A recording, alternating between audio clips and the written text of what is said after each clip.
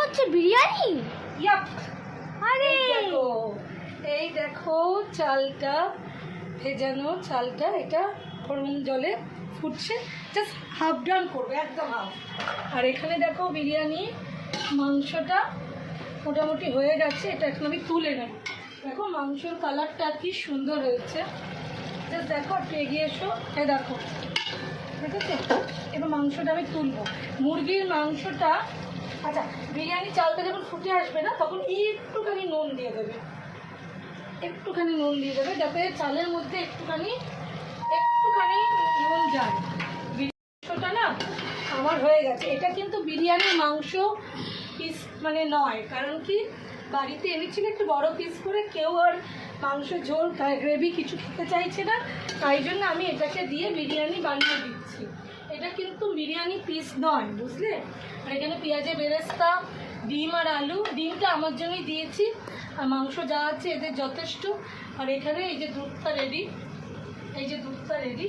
এবার আমি মাংসগুলো একটু গ্রেভি থেকে তুলে নেব। মা মনে আছে আমি বেরেস্তাকে ফেরেস্তা বলেছিলাম? বেরেস্তা, হ্যাঁ, মাংসগুলো একটুখানি ছেঁকে তুলে নেব। আমি এইভাবেই করি, তাই এইভাবেই দেখালাম তোমাদের। মাংসগুলো আমি গ্রেভি দিয়ে তুলে নেব, কারণ মাংসগুলো অলরেডি হয়ে গেছে।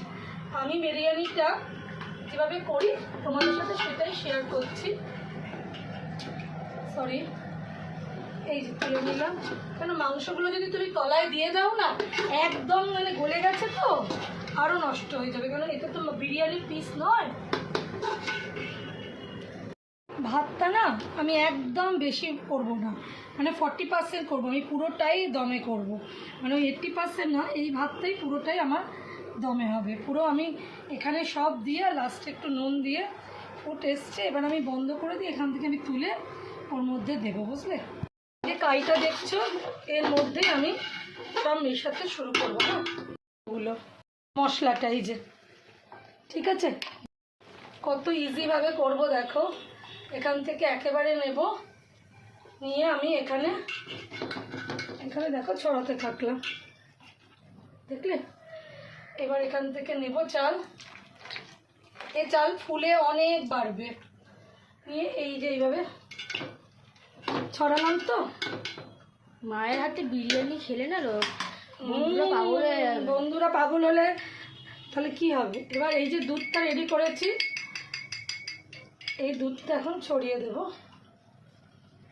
দিয়ে এই যে বিরিয়ানি মশলা এটা এই যে ছড়িয়ে দিলাম, দেখো একটু হাঁড়িটা দিয়ে। এবার কিছু মাংস আমি মাঝখানে এখানে দিয়ে দেব, কিছু মাংস ছড়াবো, সবটা নয়, 4-5টা পিস ছড়িয়ে দিলাম। চালটা এই পরের লটে এই যে ছড়িয়ে দেব, দেখো তেজপাতাগুলো খুব সুন্দরভাবে ফুলে উঠেছে, তা দিয়ে দিলাম। দিয়ে যে দুধটা পুরো মেশানো আছে, এটা পুরোটাই একদম চামচে করে নয়, নিজেরই রিপিংয়ে পুরো দিয়ে দিলাম চতুর্দিকে। দিয়ে এবার মাছ বলছি, সরি বন্ধুরা, ডিম আর মাংসগুলো একটুখানি ছড়িয়ে দিলাম, একটুখানি চতুর্দিকে আমি পুরোটা ঢেলে আমি ছড়িয়ে দিচ্ছি। হ্যাঁ, একেবারে পুরোটা ঢেলে নেব, দাঁড়া একটুখানি হাত লাগাতে হবে, দাঁড়া। ছড়িয়ে দিলাম চতুর্দিকে, ছড়িয়ে দিয়ে এবার লাস্টে এবার ওপরে বেরেস্তাটা দেব, পেঁয়াজের বেরেস্তাটা একটুখানি ভেতরের দিকে যেগুলো যায়নি, যে মশলাটা বানিয়েছি একদম কোনায় কোনায় গিয়েও দিতে হবে।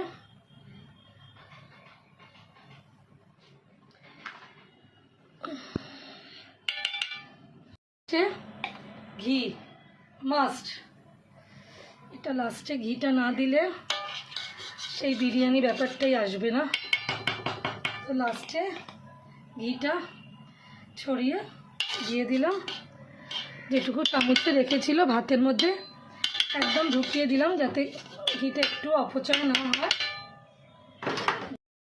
দিয়ে এখানে চাটু, এই যে চাটু রেখেছি ছোট গ্যাসে, বিরিয়ানি কোনোদিন ডাইরেক্ট বসাবে না, এই চাটুর ওপর বসিয়ে আধ ঘন্টা রেখে দেব, চাটুটাতে যা গ্যাস আসবে, আর চাটুটাতে খুব বেশি একটু ভালো যাতে ওই হয়, তাই এটা দিয়ে দমে এবার এখন যা বাজে তার আধ ঘন্টা বাদে আমি নামিয়ে দেব। তো বন্ধুরা এইভাবে বানালাম বিরিয়ানিটা। আবার যখন খুলবো দুপুরবেলা দেবো তখন তোমাদের দেখাবো। এর সাথে আমের চাটনি বানিয়েছি আজকে এই সিজনে, আমার বাড়িতে প্রথম আমের চাটনি বানালাম, আম এলো, আর রায়তা বানাবো। তো তোমাদের সাথে তখন দেখাবো হাঁড়িটা খুলে যে কীরকম হয়েছে। ঠিক আছে বন্ধুরা, তো এই প্রসেসে করলাম, বিভিন্ন সময় বিভিন্ন রকমভাবে করি।